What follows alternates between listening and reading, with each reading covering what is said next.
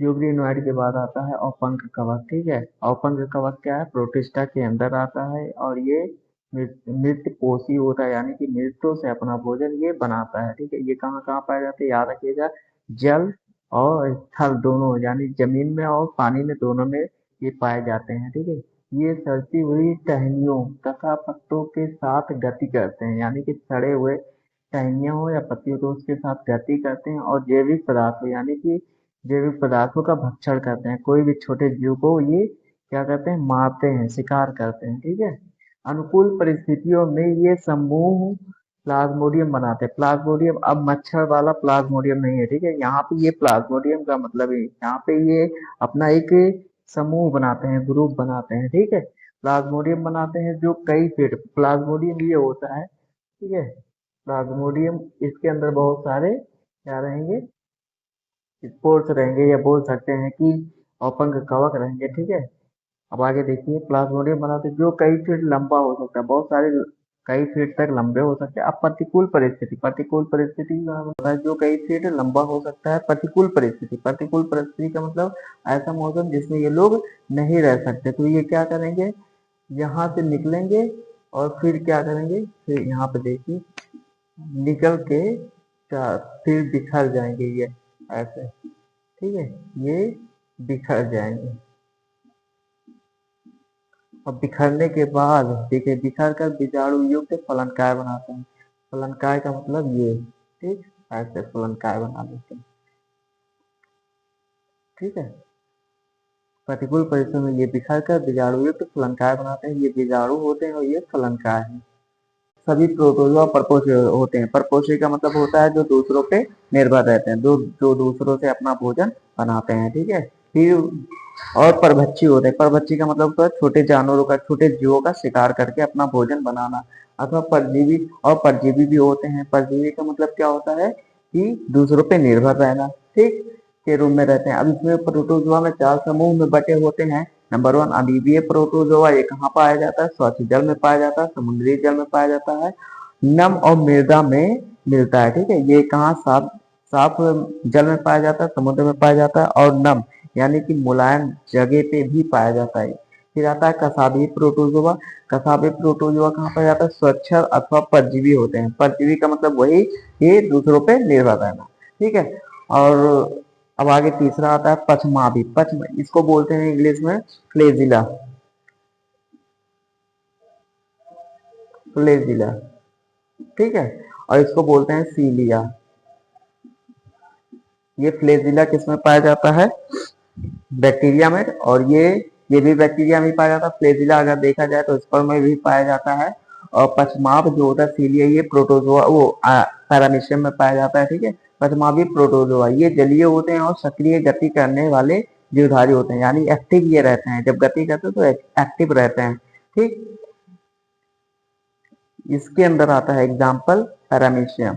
Sporozoa, Sporozoa विविध जीवधारी होते हैं। विविध का मतलब होता है डिफरेंट टाइप के जीवधारी होते हैं। जीवन चक्र में संक्रमण करने योग्य, जब ये जीवन चक्र संक्रमण करना होता है तो ये बीजाणु का स्थापना करते हैं, अवस्था बीजाणु अवस्था में लाए जाते हैं।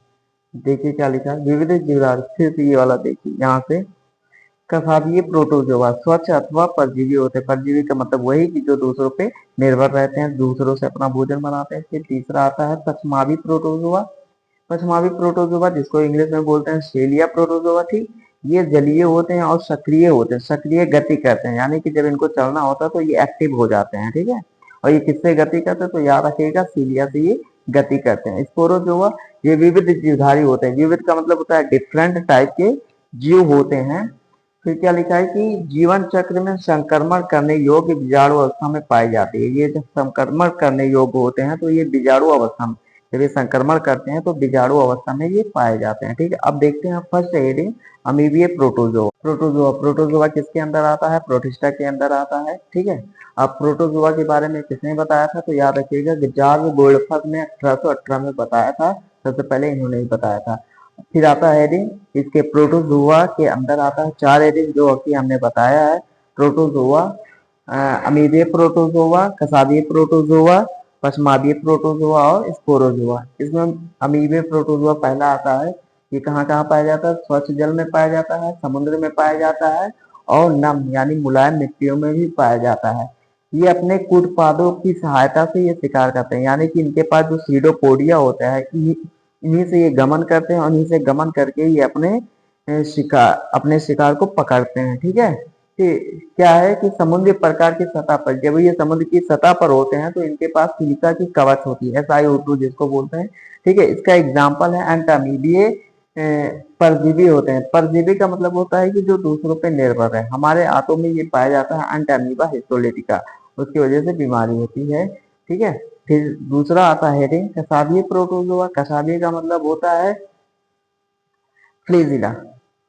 ये परजीवी होते हैं, यानी कि ये भी दूसरों पे निर्भर रहते हैं। ठीक है, शरीर पर कसाब पाए जाते हैं। कसाब का मतलब क्या होता है? फ्लेजिला, जिससे ये गमन करते हैं। जैसे कि स्पर्म में भी क्या पाया जाता है? कसाब पाया जाता है, उसी से वो गमन करता है, उसी से वो चलता है। बहुत सारे बैक्टीरिया में 9+2 पाया जाता है फ्लेजिला।